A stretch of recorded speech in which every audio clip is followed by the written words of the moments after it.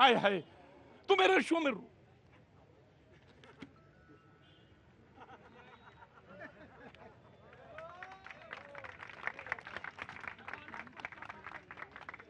रोज आया करो, मेरे शो में रोज आया करो। तुम्हारे जैसे लोगों के लिए तो शो है, बाकी तो सब यहाँ पे गर्दा है, उड़ जाने दो। हाँ जी, मैं बातचीत का सिलसिला शुरू करता हूं एक बार फिर से। जी, बीजेपी को बाद में, पहले कांग्रेस। जी जी। देखिए, सवाल यहाँ उठा था सबसे पहले माफी को लेकर के, आपने आज जो शो का मुद्दा है, निश्चित तौर पे देखिए, अगर कोई गलती हुई है, माफी मांगने से कोई छोटा नहीं होता, माफी मांगनी तो चाहिए। उन्होंने तो सिर झुका के माफी मांगी।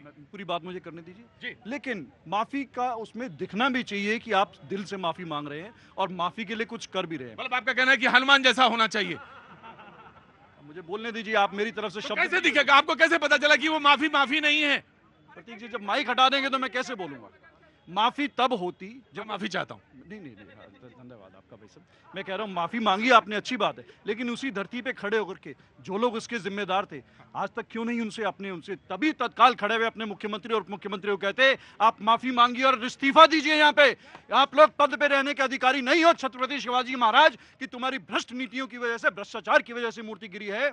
माफी मांगिए उन 14,800 विदर्भ के किसानों से जो तुम्हारी गलत नीतियों की वजह से जिनको आत्महत्या करनी पड़ी और रोज करना पड़ रहे हैं। माफी मांगिए उन मराठा आरक्षण के लोगों से जिन्होंने आरक्षण मांगा और जिनको महाराष्ट्र की सरकार ने, उनकी पुलिस ने लाठियों से मारा। माफी मांगिए उन किसानों से जिनको आपने आज तक पैसा नहीं दिया। राइट जी, ऑफ कोर्स मैं आप ही के पास आ गया। प्रतीक जी, सबसे पहले तो मुझे भरपूर मौका मिलता है, इसमें कोई शक नहीं है, और आपने बहुत अच्छे से दिया है। दूसरी बात मैं कह रहा हूं कि मैं इसलिए समय मांग रहा था आपसे क्योंकि ब्रेक पे जाने से इन्होंने पहले 14,000 किसानों की बात कही, और मैं कंपेयर एक रेशियो इसलिए बता रहा हूं कि हमारे सरकार में रेशियो रेट कम हुआ है।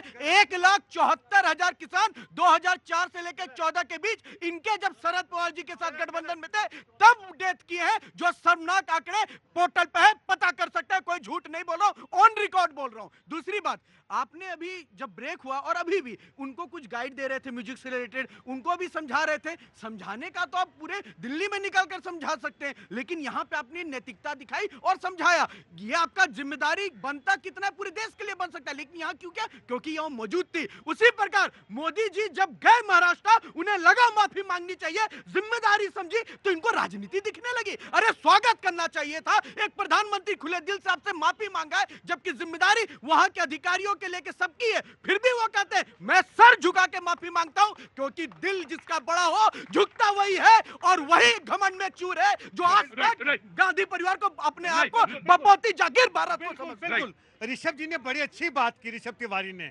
माफी की बात की, डिफेंड किया देश के प्रधानमंत्री को, अच्छी बात है, इन्होंने डिफेंड किया, लेकिन उनके आचरण, उनको अपना आइडियल बनाए। अभी इन्होंने डिबेट को, मेरे को फोटो आई है, मैं आपको दिखाता हूं। तो आप इधर उधर की बात है, मुझे ये बताइए, उन्होंने 50 सवाल पूछे, माफी मांगे।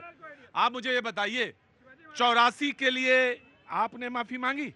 देखिए, आप माफी से नहीं प्रतीक जी,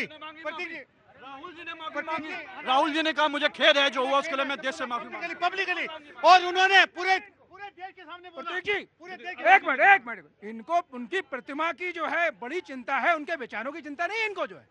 अरे शिवाजी महाराज का क्या कहना था, एक अखंड भारत, तो 370 जब हटती है तो आप जो उसका विरोध करने के लिए खड़ा हो जाते हैं। प्रतिमा की तो बड़ी चिंता करते हैं। देखिए, मुझे लगता है प्रतीक जी, ये राजनीतिक मुद्दा नहीं है, ये सामाजिक मुद्दा है। जो छत्रपति शिवाजी जी महाराज, जो इस देश के हृदय सम्राट, लोगों की, ये केवल महाराष्ट्र तक उनके लिए आस्था सीमित नहीं है, पूरे देश के लोग उनकी मूर्ति खंडित होने से आहत हुए हैं। जी, 84 के दंगे सामाजिक मुद्दा नहीं था, बात हो गई, इमरजेंसी सामाजिक हो गई बात, हो गई, भूल जा। बोल दी राहुल गांधी ने। आप लोग जो खटाखट हिमाचल का और कर्नाटक का पैसा जो डेबिटेड हो गया, वो उसके लिए माफी नहीं मांगेंगे।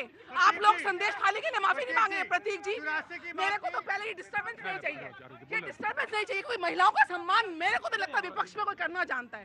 एक महिला खड़ी हूँ, ना समाजवादी ने बोलने दिया, ना कांग्रेस ने बोलना दिया, कैसे बोलने देंगे जब इतना सिलेक्टिव अप्रोच होगा? कलकत्ता में रेप होगा तो जाएंगे नहीं, और वहां पे फटाफट हाथरस में लड़की उलट सकती चली जाएगी। आपके नेता, आप